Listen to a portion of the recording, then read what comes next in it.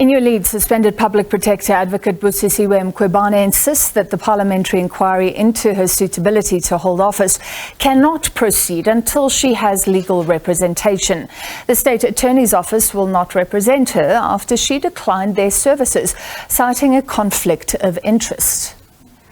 Well, the State's Attorney's Office says Mkhwebane wants to choose new attorneys from the database of the Public Protector's Office.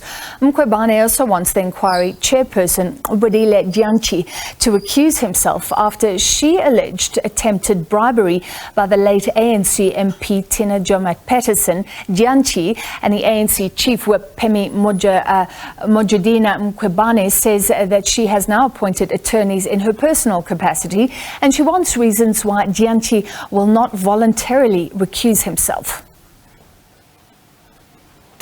SABC News reporter Bulelane Philip has been following this. Bulelane, there's been an impasse before about her legal representative. I mean, can you tell us why right now she doesn't have lawyers?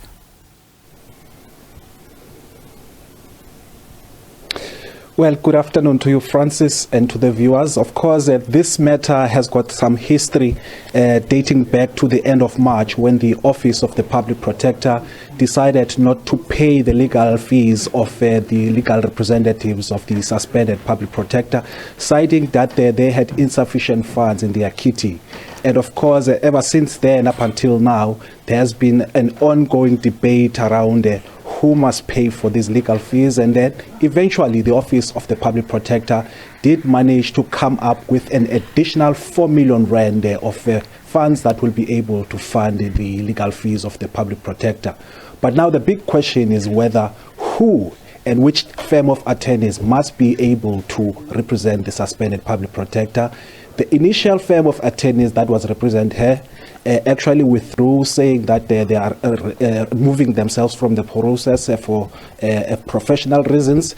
Then another firm of attorneys was actually appointed, and whilst they were still in the process of consulting with the Public Protector, their brief was also terminated by the Office of the Public Protector in favor of the Office of the State Attorney, and the argument there was that that decision was driven in order to reduce costs. Now, of course, this entire week, the Section 189 inquiry has actually been grappling with this thing. And on Monday, the sitting was postponed. On Wednesday, the sitting discussed this matter, but no conclusion was reached. And today again, the entire morning, it was also, dedicated to see whether this particular matter has been resolved. According to Advocate Mkhwebane, she does not see herself as a person who's got legal representations. She also says that she doesn't accept being represented by the state attorney, saying that that office is actually conflicted because they are also the same office in terms of the Cape Town office that has also been employing the evidence leaders of the Section 194 inquiry. And also at the same time, she's saying that in some of litigation that she's ensuing is that she is also litigating against the Office of the State Attorney. Hence, she feels that she will be compromised if she allows the State Attorney to represent her. But of course, what she is stressing is that she should be allowed to have an attorney of her choice, and that attorney can be actually sourced from the database of the Office of the Public Protector.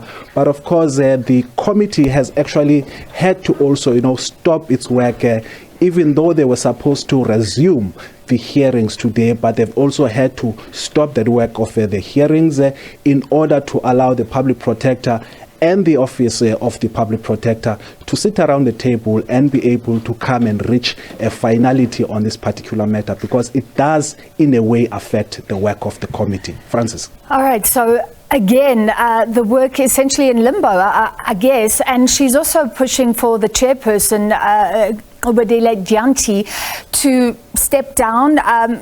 What evidence does she have about this extortion? There's talk of a recording, which we all want to hear.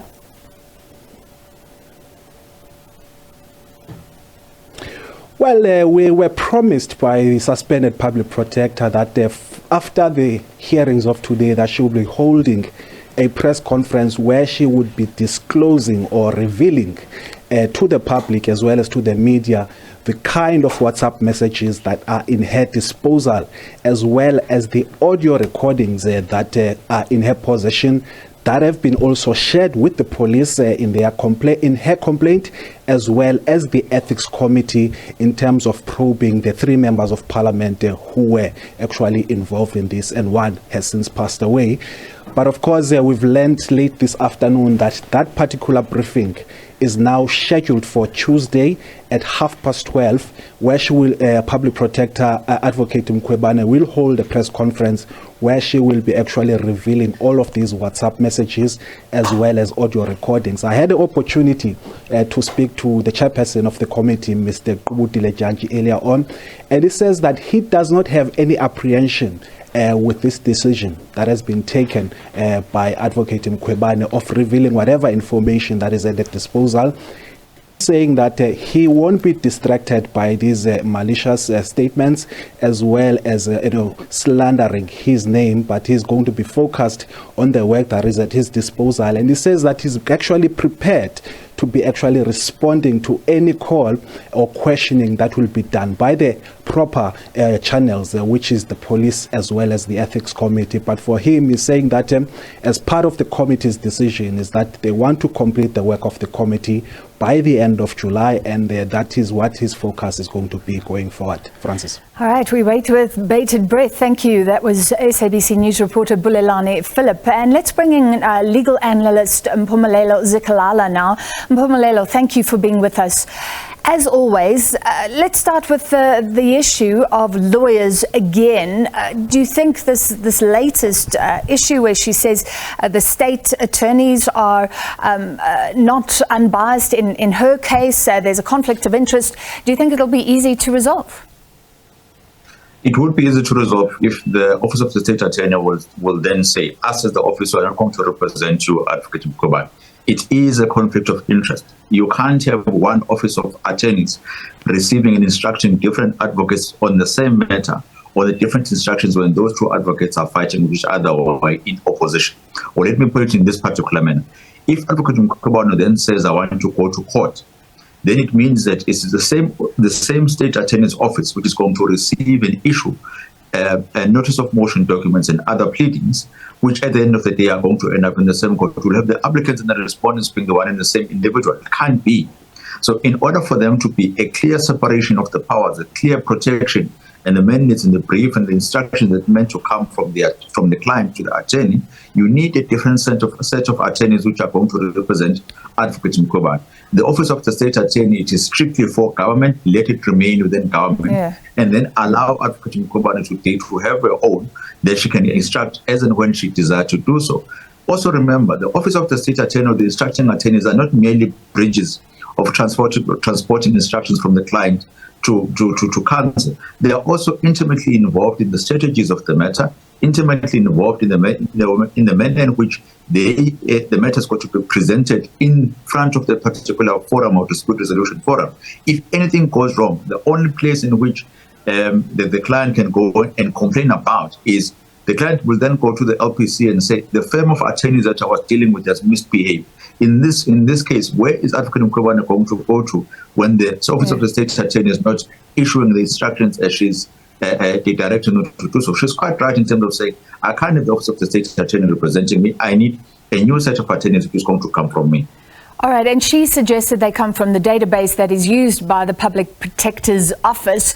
Let's just look at the history. The Public Protector was paying for senior counsel, millions involved, and it said it could no longer afford. So presumably whatever happens, we could see senior counsel again involved, but this time it would be at the expense of the taxpayer. Is that correct? Even in that instance, I do not think that the database, the people who are in the database of the Public Protector should represent that Public Protector. It should be a different set of attorneys altogether. You want to maintain the integrity and whatever independence that is there in terms of the firm of attorneys which is going to represent you. Most importantly, the most important question would be to her, do you trust the current attorneys that you have? Do you have confidence in them and that they're going to carry the instructions in which you are issuing to them? If the answer is yes, then let's use them. Now, when it comes to the finances as to who's paid with what money and in what occurrences, you have to understand it in this particular context. Advocate Mkhwebane is dealing with this matter because she occupied an office called the Office of the Public Protector.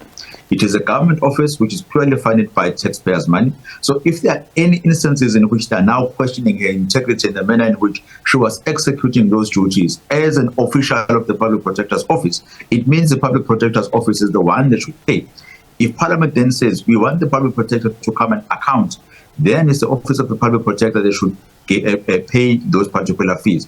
If the situation was the Parliament was saying we want Advocate Mkhwebane in her personal capacity to come and answer on these particular issues, then I would understand as to which money is being paid into what expense. The same could be said with the representatives which are advising the committee right now. Why don't you ask the question of how much money have been paid from the startup until now? Those are also taxpayers' money which are being rendered or which are being paid to you as private councils. So at the end of the day, we are going to muddy the waters if we are going to focus solely on the amounts of money that has been paid, the type of SCs which have been utilized. What we should be focusing on is to say, here is an inquiry which is very important, which is meant to do very important work. It cannot do its work without the tools, one of the tools being the legal representatives that are there, and they need to be paid because they can't work for free. Let's deal with those modalities so that everything is fine. All right, fair enough. And Mpumelelo, we're running out of time. The extortion claims, I mean, this could change everything for the chairperson if it was true. But she has to present evidence, surely, if she's insisting that the chair recuse himself. So we all need to hear the tape. Definitely, it's more than it's clear cut. If you have certain information that you have, you need to make an application and say, Chair, I've got new information, new sequence of events, and new facts that I have that you are going to be biased towards me. This is the manner in which you've engaged yourself, or alleged to have engaged in. Here's the evidence that I'm presenting to you. It's up to you whether you're going to recuse yourself from these proceedings while we pursue this particular process, because I do not think that it's going to end anytime soon, and allow this process to go through. Or you are going to say, I'm steadfast in my seat, I'm not going to move, I remain innocent, and despite me proclaiming my innocence, I still think that I'm fit and proper to sit in the chair of being the chairperson. So there's a separate application that needs to be done. It can't be handled in this matter. It has to be formal, by a formal application being submitted by Advocate Mkhwebane, and that application now being dealt with by the committee and also the chairperson and all the other individuals that are involved. All right, thank you very much, legal analyst Mpumelelo Zikalala. And let's see what happens next Tuesday when the suspended public protector says she will reveal all about extortion to make this very inquiry against her go away.